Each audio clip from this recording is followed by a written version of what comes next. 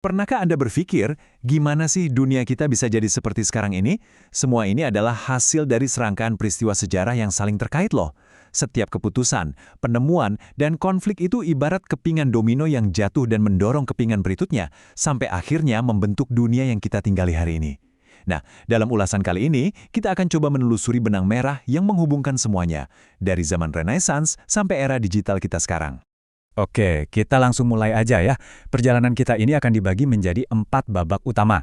Masing-masing babak ini akan membangun cerita dari babak sebelumnya. Jadi kita bisa dapat gambaran utuh tentang bagaimana kita bisa sampai di titik ini. Nah, ini dia pertanyaan kuncinya. Coba deh sambil kita jalan, pikirkan gimana setiap peristiwa yang kita bahas ini adalah satu mata rantai yang terhubung langsung ke kehidupan Anda saat ini. Yuk kita mulai perjalanan kita dari awal era modern. Di sini ada 3 periode penting yang nggak cuma mengubah masyarakat, tapi benar-benar menulis ulang aturan main bagi peradaban manusia. Timeline ini menunjukkan 3 percikan api yang menyulut dunia modern. Pertama, ada Renaissance, sebuah kelahiran kembali budaya yang menghidupkan ilmu pengetahuan klasik, lalu disusul revolusi informasi berkat mesin cetak, dan puncaknya, revolusi industri yang mengubah cara kita hidup dan bekerja untuk selamanya. Orang sering mengira Renaissance itu cuma soal seni kan? Padahal ini jauh lebih besar dari itu. Ini adalah perubahan fundamental dalam cara masyarakat diatur. Kemajuan terjadi di semua bidang, mulai dari sistem pemerintahan, munculnya ide republik, sampai ke ilmu pengetahuan, yang membuka jalan bagi perubahan yang lebih besar lagi. Sebenarnya, mesin cetak itu sudah ada di tempat lain, tapi mesin cetak Gutenberg ini datang di momen yang pas banget di Eropa. Hasilnya, ide-ide Renaissance bisa menyebar secepat kilat. Para pemikir di seluruh benua jadi bisa saling terhubung, dan ini mempercepat laju perubahan dengan cara yang belum pernah terjadi sebelumnya. Nah, efek dominonya terus berlanjut. Revolusi dalam cara kita membuat barang, dari tekstil sampai logam, menarik orang berbondong-bondong ke kota. Hal ini menyebabkan ledakan populasi yang luar biasa, mengubah total lanskap sosial dan menciptakan dunia perkotaan modern yang kita kenal sekarang. Oke, sekarang kita lihat gimana ide-ide baru dan teknologi dari babak pertama tadi nggak cuma menginspirasi perubahan, tapi juga menyulut serangkaian revolusi politik dan sosial yang dahsyat yang mengguncang pilar-pilar kekuasaan saat itu. Lihat nih, ada 2 revolusi besar. Keduanya lahir dari ide pencerahan yang sama, tapi dampaknya mengubah peta politik dunia selamanya. Yang satu berjuang demi perwakilan, yang satunya lagi sampai menggulingkan sistem monarki. Keduanya menunjukkan kepada dunia betapa kuatnya ide-ide baru yang radikal dan kemauan rakyat. Di Amerika Serikat, cita-cita kebebasan ini diuji habis-habisan selama perang saudara yang brutal karena isu perbudakan. Biayanya luar biasa besar. Bayangkan aja, angka ini lebih dari 51.000 korban hanya dalam satu pertempuran selama 3 hari. Dan dari puing-puing konflik itulah muncul sebuah definisi baru yang kuat tentang demokrasi. Cuma 4 bulan setelah pertempuran dahsyat itu, pidato Lincoln merumuskan kembali tujuan sebuah bangsa. Sebuah gagasan yang gaungnya akan terdengar di seluruh dunia dan menginspirasi banyak gerakan demokrasi di masa depan.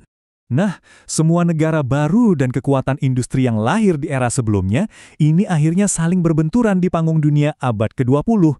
Ini memicu periode konflik yang skalanya belum pernah terjadi sebelumnya dalam sejarah manusia.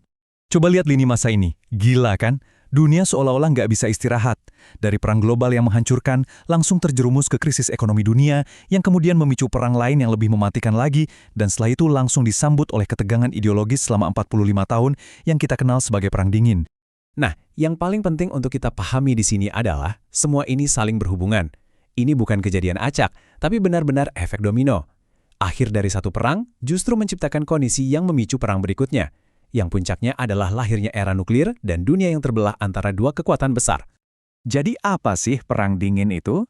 Ini bukan perang tembak-tembakan langsung antara Amerika dan Soviet, tapi lebih ke perang tegang-tegangan, sebuah konflik dingin yang membentuk politik global selama hampir setengah abad. Pertarungannya lewat perang proksi, perlombaan senjata, dan disimbolkan oleh tirai besi yang membelah Eropa. Setelah tembok Berlin runtuh dan Perang Dingin berakhir, kita masuk ke babak yang benar-benar baru. Era kita saat ini. Era yang nggak lagi ditentukan oleh konflik 2 negara adidaya, tapi oleh lompatan teknologi yang super cepat, ancaman-ancaman global baru, dan dunia yang terasa makin sempit karena saling terhubung.